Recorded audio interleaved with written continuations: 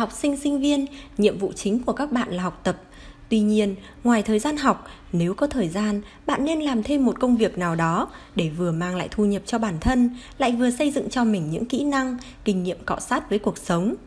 Điều này sẽ rất hữu ích cho các bạn khi rời khỏi ghế nhà trường đấy. Nếu như bạn chưa biết phải làm gì và bắt đầu từ đâu, thì hãy cùng top 10 thử khám phá và nhớ mời tôi cà phê nếu có tháng lương đầu tiên nhé. Thứ nhất, gia sư. Chắc hẳn trong chúng ta, những ai đã từng trải qua thời sinh viên thì đều luôn ưu tiên gia sư là việc làm hàng đầu nếu có nhu cầu tìm kiếm một công việc part-time nào đó. Với ưu điểm là thời gian linh động, mức lương ổn định nên đây là công việc được khá nhiều bạn trẻ lựa chọn.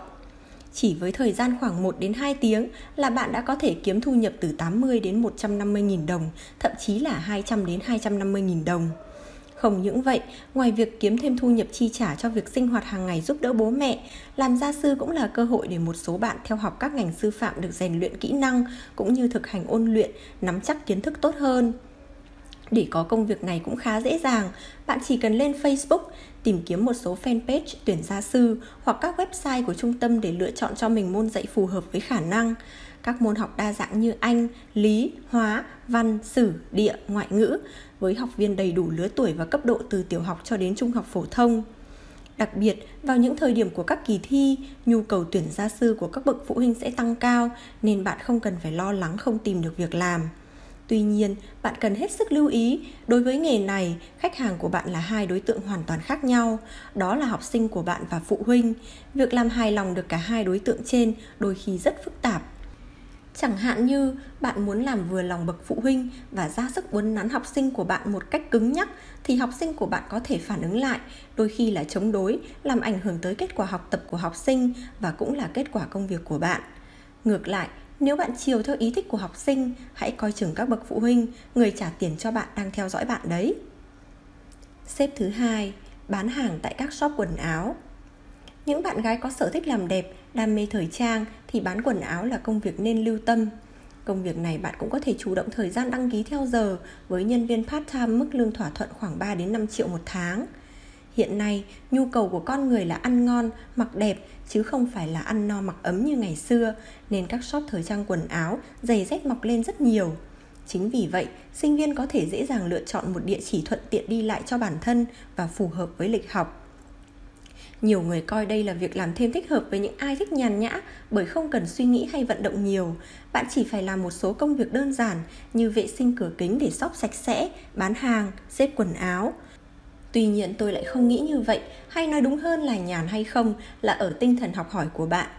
Nếu bạn chỉ đơn thuần làm hết việc rồi về thì đây đúng là công việc khá nhàn hạ.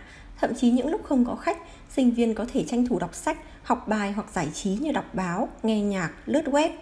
Tuy nhiên, nếu bạn có tinh thần học hỏi cầu tiến, bạn có thể tự tìm hiểu cách thức một cửa hàng vận động như thế nào, họ kinh doanh ra sao, nguồn hàng từ đâu, loại hàng nào thì thu hút khách, vân vân.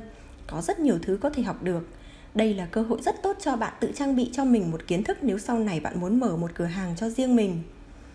Thứ 3, cộng tác viên viết bài. Nếu bạn có khả năng viết lách tốt, cộng tác viên viết bài là công việc bạn nên thử sức ngay từ trên ghế nhà trường. Tin tôi đi, bạn chỉ có được chứ không mất gì đâu. Việc viết bài không chỉ giúp sinh viên kiếm thêm thu nhập mà còn giúp bạn tăng các kỹ năng cần thiết như thu thập thông tin, xử lý ngôn từ và biết thêm nhiều kiến thức mới nhất là trong lĩnh vực marketing. Thậm chí, đối với một số công việc đặc thù đòi hỏi sáng tạo như viết các bài content bán hàng, giới thiệu sản phẩm, review sản phẩm hay viết các bài chuẩn SEO thì chúc mừng, bạn đã đặt một chân vào nghề marketing rồi đấy. Bên cạnh đó, công việc làm cộng tác viên này bạn có thể làm online nên tiết kiệm thời gian cho việc đi lại. Để tìm một công việc viết bài cũng không quá khó. Hiện nay có nhiều diễn đàn việc làm thêm cho sinh viên hay trang web đăng các công việc tự do, freelance để bạn có thể đăng ký. Tùy vào yêu cầu viết bài, bạn có thể kiếm được từ 20 đến 100.000 đồng cho một bài viết. Khi đăng ký, hãy lưu ý nêu rõ những kinh nghiệm viết bài của mình, ví dụ như thể loại nào bạn viết tốt và đăng kèm một số bài viết đã thực hiện để người giao việc xem xét cách viết, giọng văn của bạn có phù hợp hay không. Việc này cũng tăng đáng kể cơ hội bạn nhận được các công việc sau này đấy. Thứ 4, tư vấn qua điện thoại. Tư vấn qua điện thoại hay còn được gọi là telesale. Đây là một trong số những việc làm hot nhất cho sinh viên hiện nay với mức thu nhập từ 5 đến 7 triệu một tháng. Đối với công việc này, bạn sẽ được giao một tệp số điện thoại các khách hàng tiềm năng và một mẫu hội thoại giới thiệu sản phẩm. Việc của bạn là gọi cho từng số điện thoại, giới thiệu và ghi chép lại những phản hồi của khách hàng. Ngoài ra, yêu cầu của công việc này là bạn phải có một giọng nói tốt, thái độ kiên trì, nhẫn nại, thân thiện, kỹ năng ngôn ngữ khéo léo để có thể tư vấn cũng như giải đáp thắc mắc cho nhiều đối tượng khách hàng, thậm chí là những người khó tính nhất. Theo đuổi công việc nhân viên telesale này, các bạn sẽ được tăng cường kỹ năng giao tiếp, mở rộng mối quan hệ với nhiều người, nhạy bén trong việc nắm bắt tâm lý, xử lý vấn đề tinh tế. Đặc biệt, telesale giúp bạn rèn luyện khả năng kiên nhẫn và ứng xử với người lạ. Điều này ở Việt Nam đặc biệt yếu, do đó đây là cơ hội để bạn phát triển cho mình kỹ năng bản thân về việc giao tiếp với người lạ. Thứ 5, bán hàng online. Đối với những ai yêu thích kinh doanh, có tinh thần tự chủ và có chút vốn liếng thì bán hàng online là công việc không nên bỏ qua. Thời đại kinh doanh số đã mở ra cơ hội cho rất nhiều bạn trẻ và có rất nhiều hình thức để bạn có thể bán hàng online. Ví dụ như bạn có thể bán trên các mạng xã hội như Facebook, TikTok, Zalo hay bán trên các kênh thương mại điện tử như Shopee, Lazada. Ưu điểm của bán hàng online là không cần phải thuê cửa hàng với chi phí lớn, bạn vẫn có thể kinh doanh đa dạng các mặt hàng như quần áo, mỹ phẩm và đồ lưu niệm. Ban đầu, nếu không có vốn, bạn cũng có thể làm dạng cộng tác viên, nghĩa là bán sản phẩm của những người khác và hưởng hoa hồng. Khi có vốn, bạn có thể bắt đầu tìm các nguồn hàng trực tiếp để tự kinh doanh. Đây là mảng hot và dễ tham gia nên sự cạnh tranh cũng rất cao, do đó đòi hỏi bạn phải có những kiến thức về nền tảng mạng xã hội, kiến thức xây dựng profile cá nhân, các thủ thuật marketing online và lôi kéo sự tương tác. Nhân nói đến bán hàng online, bạn có biết anh chàng Sinba, vua bán hàng Trung Quốc, chỉ trong một buổi livestream 12 tiếng đã bán được số lượng hàng trị giá 300 triệu USD, tương đương khoảng 7.000 tỷ Việt Nam đồng. Kinh khủng quá!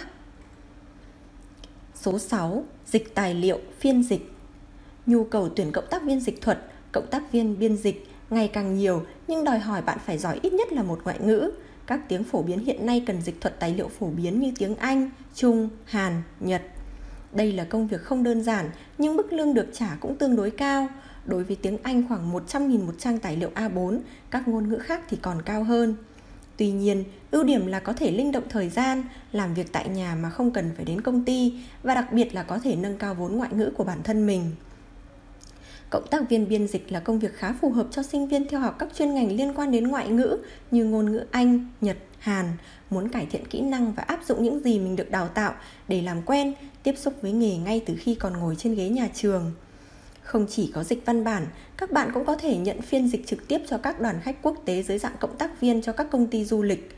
Ở mùa cao điểm du lịch, các công ty du lịch luôn ở trong tình trạng thiếu hướng dẫn viên, phiên dịch, và đây chính là cơ hội cho bạn để kiếm thêm thu nhập và cải thiện khả năng giao tiếp ngoại ngữ của mình. Thứ 7. Phục vụ nhà hàng, quán cà phê. Làm nhân viên phục vụ nhà hàng hay quán nước là công việc được nhiều bạn sinh viên ứng tuyển. Với ưu điểm là thời gian linh động, thoải mái, công việc phổ thông đơn giản, môi trường năng động, bạn có thể sắp xếp làm ca phù hợp với lịch học của mình.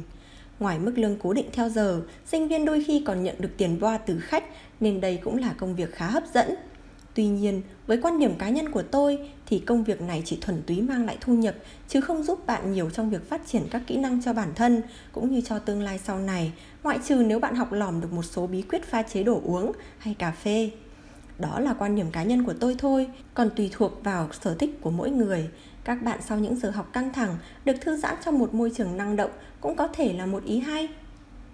Thứ 8. Lễ tân khách sạn. Sở hữu ngoại hình ưa nhìn, lễ tân khách sạn là công việc hàng đầu bạn nên ưu tiên lựa chọn. Công việc chủ yếu của lễ tân là trực điện thoại, làm thủ tục nhận và trả phòng cho khách hàng, nhận các booking khách sạn, giải quyết các vấn đề phát sinh. Đây là công việc phù hợp với những bạn sinh viên muốn mở rộng mối quan hệ xã hội, rèn luyện kỹ năng giao tiếp. Tôi cũng xin lưu ý, các bạn lễ tân không chỉ là đứng mở cửa hay cười thật tươi. Lễ tân khách sạn là một nghề hẳn hoi và là một ngành được đào tạo trong các trường du lịch. Mức lương của việc làm này cũng khá ổn định, hấp dẫn, đồng thời chế độ đãi ngộ tương đối tốt nên bạn có thể cân nhắc khi lựa chọn. Với việc làm lễ tân khách sạn, các bạn sinh viên theo học các ngành như quản trị khách sạn, quản trị dịch vụ du lịch và lữ hành khá là phù hợp để ứng tuyển.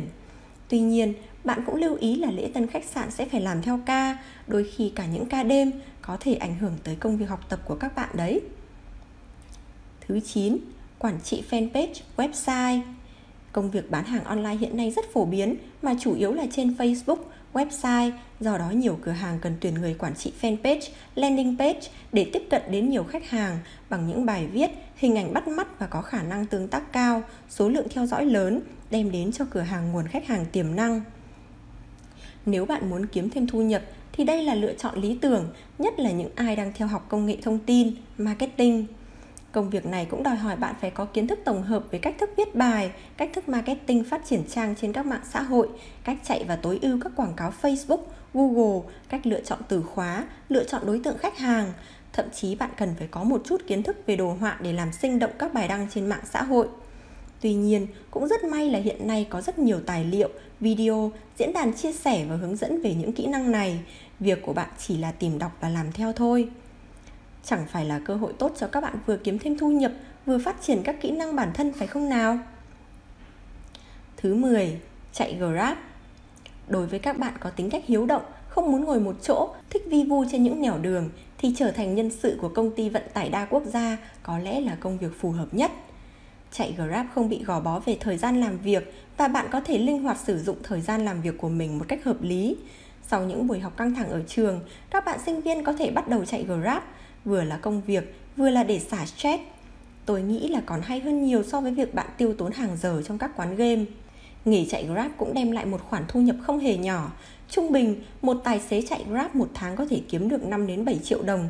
Những tài xế chạy giỏi hơn thì có thể lên đến 10 triệu đồng. Một khoản thu nhập khá hời hĩnh với học sinh, sinh viên.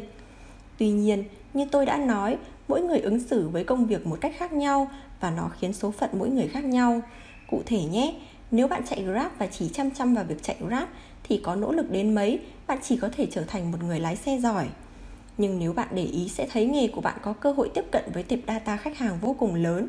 Bạn sẽ có tên, số điện thoại của anh A, chị B, hay đi đến đâu, biết cô C hay đặt mua gì. Trong quá trình di chuyển bạn cũng có thể chủ động bắt chuyện với khách hàng để chia sẻ thêm các thông tin. Bạn nhớ luôn ghi chép lại hết những thông tin và những người này đều có thể là khách hàng tiềm năng của bạn sau này đấy. Đến đây là kết thúc video về top 10 công việc làm thêm cho học sinh, sinh viên. Top 10 hy vọng bạn đã lựa chọn được cho mình một công việc làm thêm đúng với sở trường, mang lại thu nhập và đặc biệt là giúp bạn những kinh nghiệm, hành trang vào cuộc sống sau này. Nếu thấy video này hữu ích, hãy like, subscribe, share và bật thông báo để theo dõi các video tiếp theo của chúng tôi nhé. Xin chào và hẹn gặp lại!